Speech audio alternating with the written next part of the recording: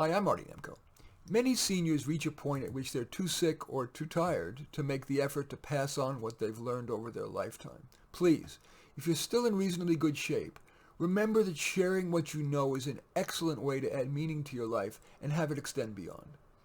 The following may help you realize how much you, even if you're, quote, nothing special, could pass on to friends, family, and colleagues. Let's start with work.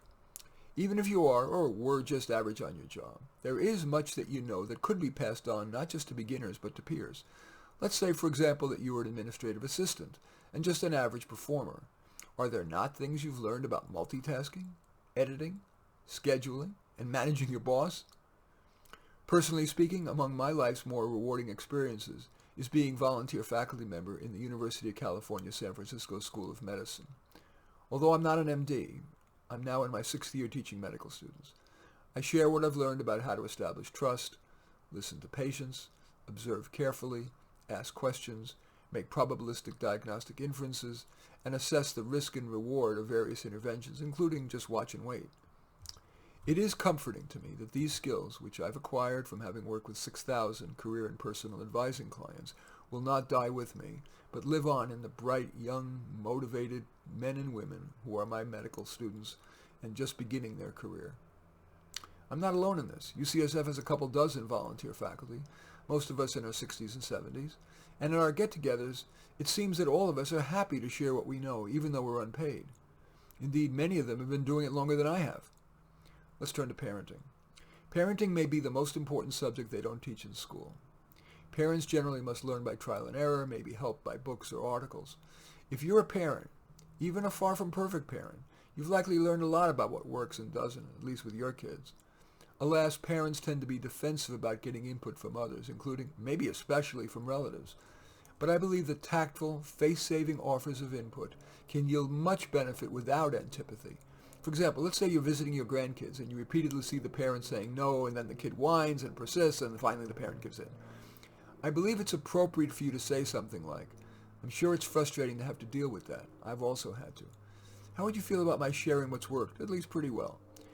The parent will often assent, after which you might say something like, "Well, when I say no, I'm not going to let whining work. If they start to whine or otherwise persist, I'll quietly and briefly say no because of X, a good reason, and then ignore all the child's subsequent entreaties. I might even walk out of the room."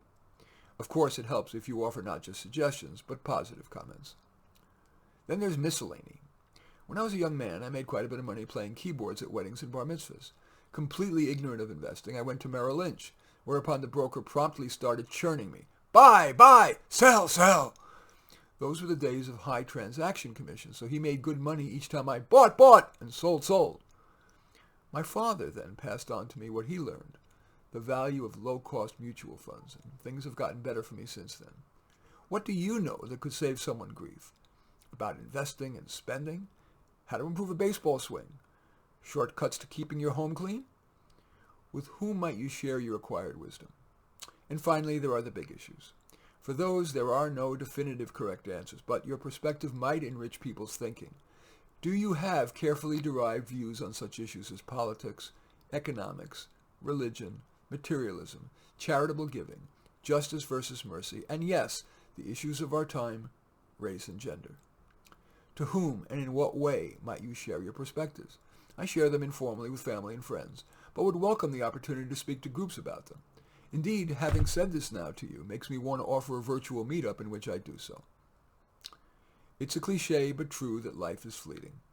Most old people lament how fast it is gone. If you're fortunate enough to still have the energy and motivation to pass on what you've learned, I urge you to do so.